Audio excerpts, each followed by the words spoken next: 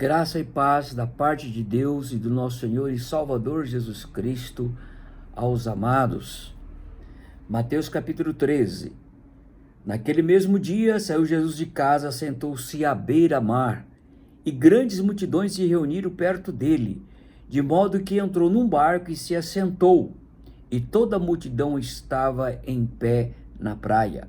E de muitas coisas lhes falou por parábolas, e dizia: Eis que o semeador saiu a semear.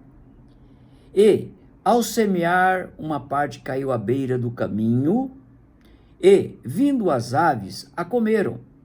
Outra parte caiu em solo rochoso, onde a terra era pouca, e logo nasceu, visto não ser profunda a terra.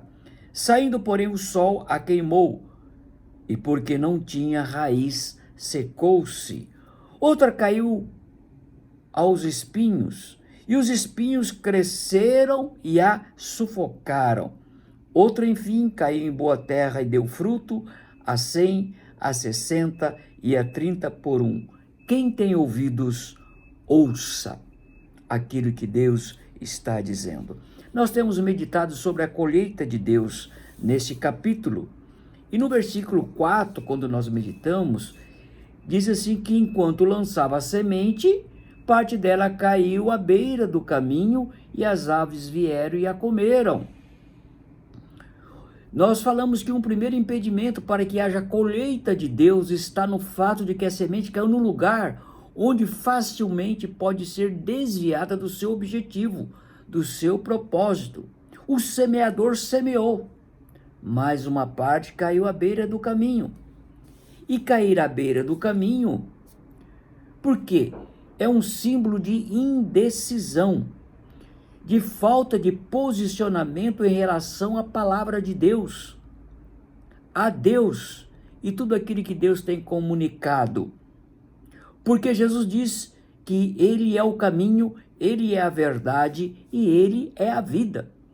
E quem está no caminho em Cristo Jesus tem a promessa de que diariamente o Senhor dará o pão, o maná, que alimenta a alma e a livra da fome que força a buscar comida em outras fontes que são perigosas, que são destruidoras.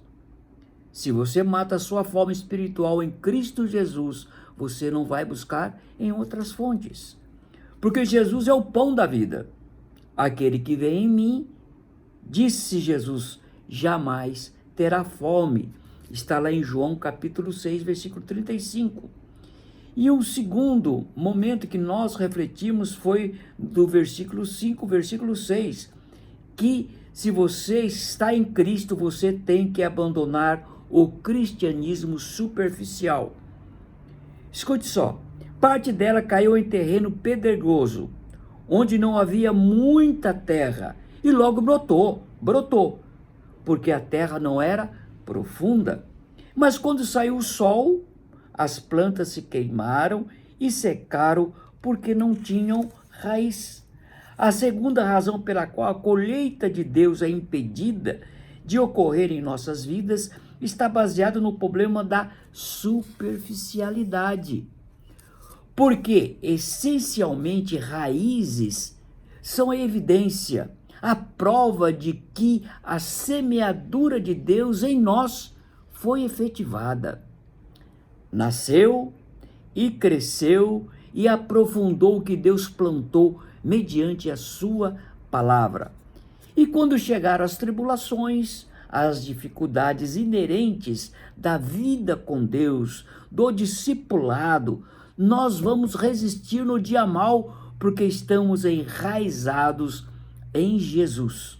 Colossenses capítulo 2, versículos 6 e 7, diz assim: portanto, assim como vocês receberam a Cristo Jesus, o Senhor, continue a viver nele, enraizados e edificados em Cristo Jesus.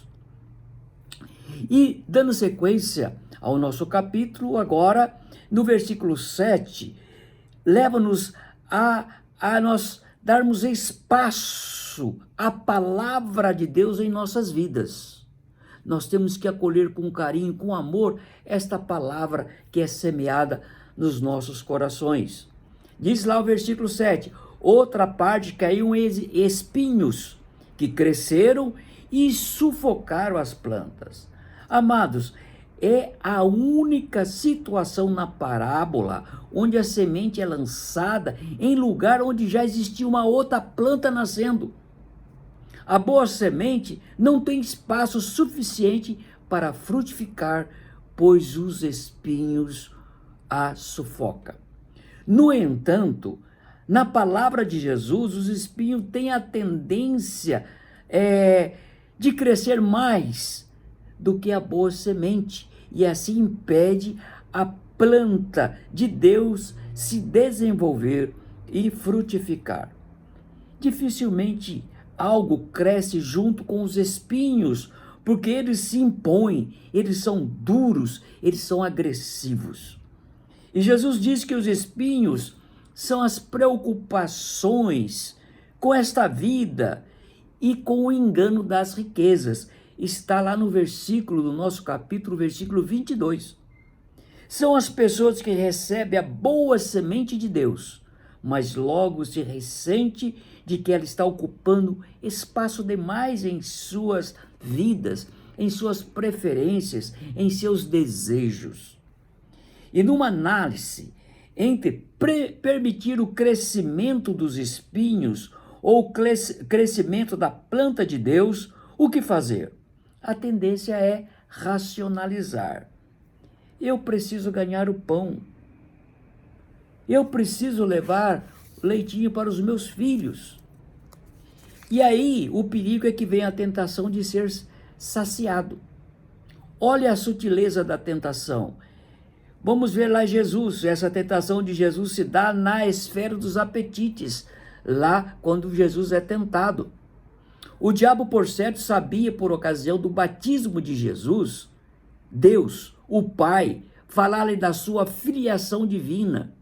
Este é meu filho amado, em quem eu tenho prazer, em quem eu tenho contentamento. E como filho de Deus que era, evidentemente Jesus poderia usar os atributos da divindade para transformar todo aquele deserto em pão.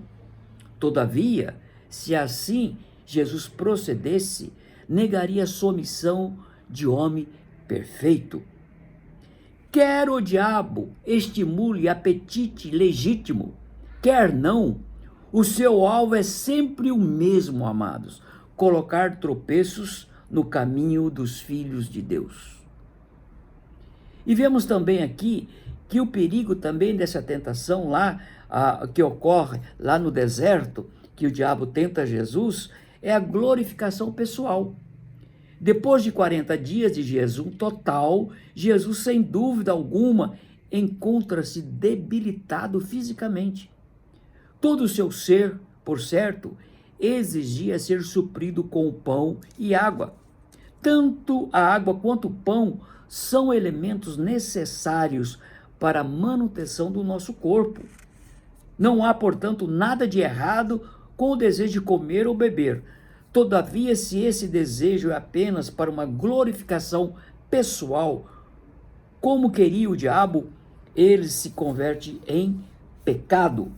Satanás queria que Jesus visse as coisas materiais como sendo as mais necessárias do que as espirituais.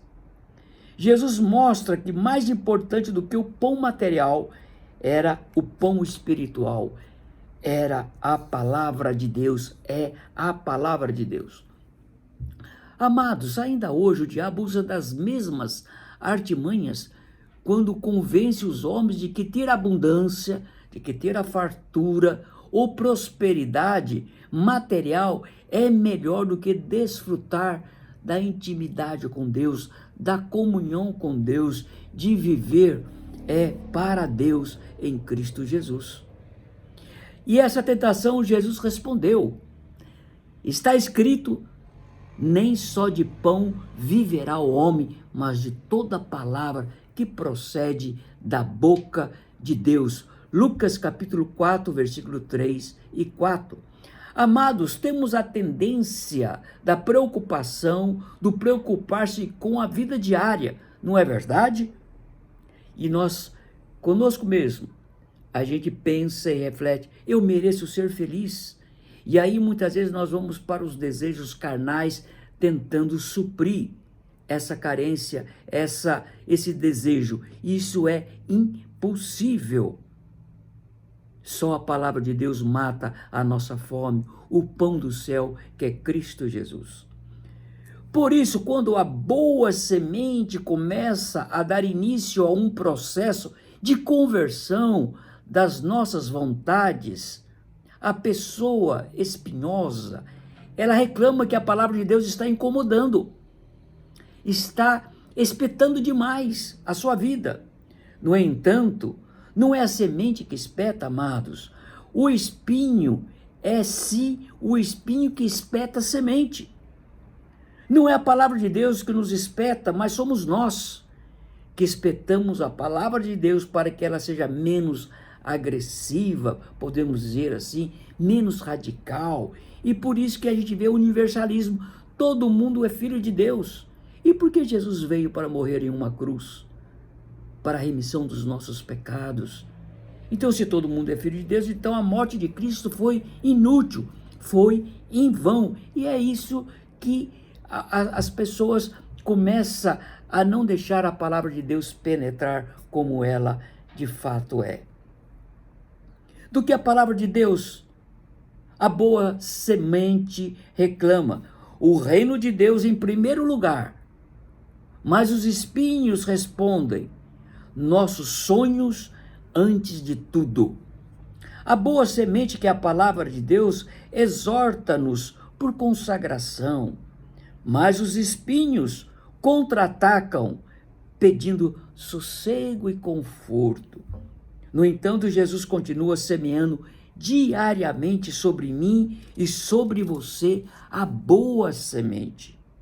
A boa semente não cresceu e nem frutificou, não foi por causa da semente, porque a semente é boa, é a palavra de Deus, é viva e é eficaz, é mais cortante do que qualquer espada de 2 gumes, e ela penetra, divide alma e espírito, e é apta para discernir as intenções do coração. Ela é boa, mas por causa do coração de quem a recebe, não deixa ela frutificar. E a parábola termina com a descrição do bom solo, do solo fértil, que acolhe a semente e por isso frutifica a 100, a 60 e a 30 por 1. A boa semente, podemos dizer que é desenvolver o fruto do Espírito. Vamos acolher essa palavra com amor, com carinho.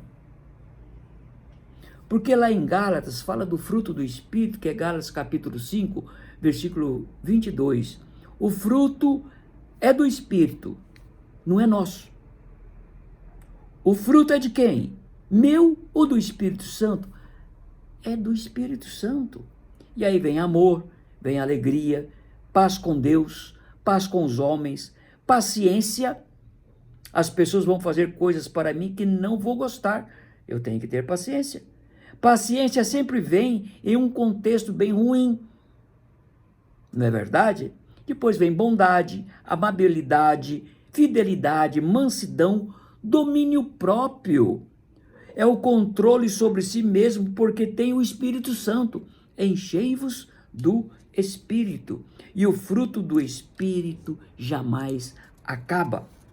E podemos concluir: se quisermos que a semeadura de Deus se transforme em colheita, é preciso sairmos, em primeiro lugar, da beira do caminho, assumirmos nossa posição ao lado de Jesus.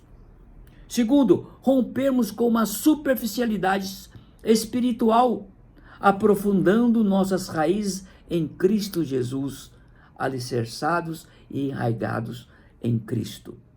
Vamos retirar os espinhos, acolhendo com amor a palavra de Deus.